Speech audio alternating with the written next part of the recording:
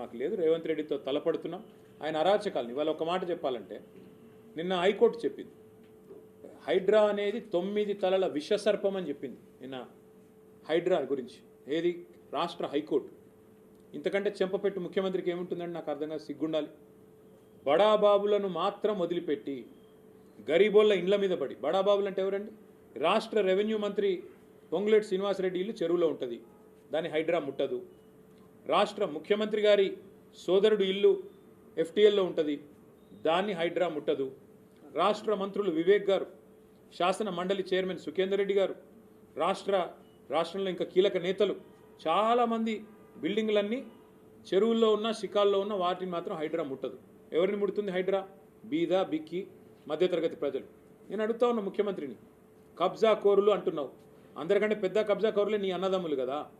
అందరికంటే ఎక్కువ ఆస్తి దోస్తున్నది, అందరికంటే ఎక్కువగా ఇవాళ విధ్వంసం చేస్తున్నది నీ మంత్రులు కదా. 1 కోటి ఎకరాలు నిషేధిత జాబితాలో పెట్టింది నీ మంత్రి కాదా? కేసీఆర్ గారు దిగిపోయినాడు, కేసీఆర్ ప్రభుత్వం దిగిపోయినాడు. రాష్ట్రంలో నిషేధిత భూముల సంఖ్య ఎంత అంటే, మొత్తం సైజు ఎంత అంటే 16 లక్షల ఎకరాలు. ఇవాళ అది 1 కోటి ఎకరాలకు చేరుకుంది. ఏ కారణం చేత పెడుతున్నారు 1 కోటి ఎకరాలు? 30% కమిషన్లు తీసుకోవట్లేదా నీ మంత్రులు? కబ్జా కోరులు, భూదందాలు చేసేది, భూమిని ఇలా భూహారతిలాగా మింగుతున్నది నీ ప్రభుత్వం కాదా? నీ మంత్రులు కాదా? ప్రజలకు తెలియదా? కాబట్టి హైడ్రా పేరిట నువ్వు సృష్టిస్తున్న అరాచకం, పేదవాళ్ళ ఇండ్లు కూలగొడుతూ, హైదరాబాద్లో ఒక ఇల్లు కట్టాడా 2 ఏళ్లలో, 2.5 ఏళ్లలో? ఎన్ని ఇల్లు కూలగొట్టావు నువ్వు? కొన్ని వేల ఇండ్లు హైదరాబాద్లో కూలగొట్టి, ఒక్క ఇల్లు కట్టకుండా, ఒక్క ఇటుక పెట్టకుండా విధ్వంసం సృష్టించి, రియల్ ఎస్టేట్ను కుప్పగూల్చి నువ్వు డబ్బులు చేసుకుంటున్నావు. పెద్ద పెద్ద బిల్డర్లు ఇవాళ చెరువుల్లో ఇండ్లు కడుతుంటే, పెద్ద పెద్ద బిల్డింగ్లు కడుతుంటే నీకు కనబడదు, కానీ ఇవాళ పెద్ద పెద్ద మాటలు. అందుకే మేము అనేది, హైడ్రా అనేది it has become a blackmailing extortion tool of Revanth Reddy. ఖచ్చితంగా అందుకే మా గవర్నమెంట్ వచ్చిన మొదటి రోజే నిన్న హైకోర్టు చెప్పిన విధంగా దాన్ని ఎత్తి బంగాళాఖాతంలో పాడేసే బాధ్యత మాది.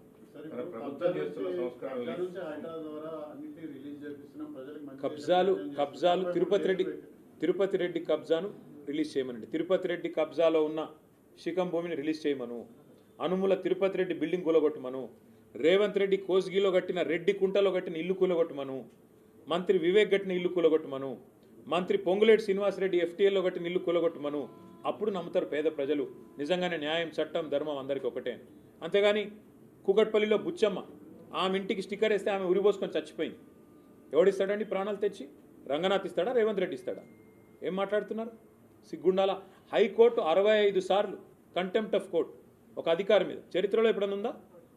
65 సార్లు హైకోర్టు చెప్పినా కూడా నువ్వు వినవంటే ఇంకా నువ్వు ఎవడు చెప్తుంటావు? నేనే రాజు, నేనే మంత్రి, నేను హిట్లరు అని చెప్పి నీది నువ్వు అనుకొని, హిట్లర్కు ఇష్టమైన పదం HYDRAA. I demolished like anything. Iran, Israel మాదిరిగా నేను శీతలావస్థలోకి మొత్తం హైదరాబాద్ని తీసుకొని పోతున్నా. ఇదా రాజకీయం? ఇదా ఒక ముఖ్యమంత్రి చేయాల్సిన పని? ఇవాళ నేను అడుగుతున్నా సూటిగా రేవంత్ రెడ్డిని, హైడ్రా నువ్వు చెప్పినట్టు రిఫార్మ్స్, సంస్కరణ అయితే ఎందుకు నీ అన్న ఇల్లు కూలగొట్టట్లేదు? నీ అన్నకు హైకోర్టు స్టే ఉందని నువ్వు చెప్తావు.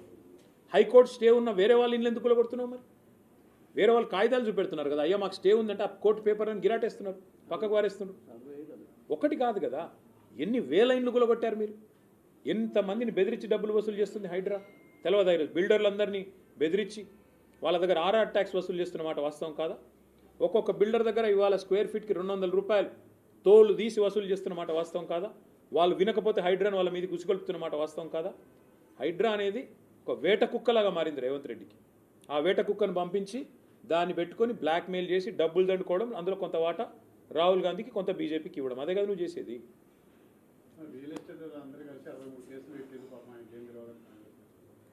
ఇక కోట్లకు కూడా ఏం తెలియదు అంటాడు, అంతా ఈయనకే తెలుసు. కోర్టులకు తెలియదు, న్యాయమూర్తులకు తెలియదు, న్యాయస్థానాలంటే గౌరవం లేదు. అంటే న్యాయమూర్తులు చెప్పినా, రాష్ట్ర హైకోర్టు చెప్పినా ఎంత పొగరు నీకు నాకు అర్థం కాదు.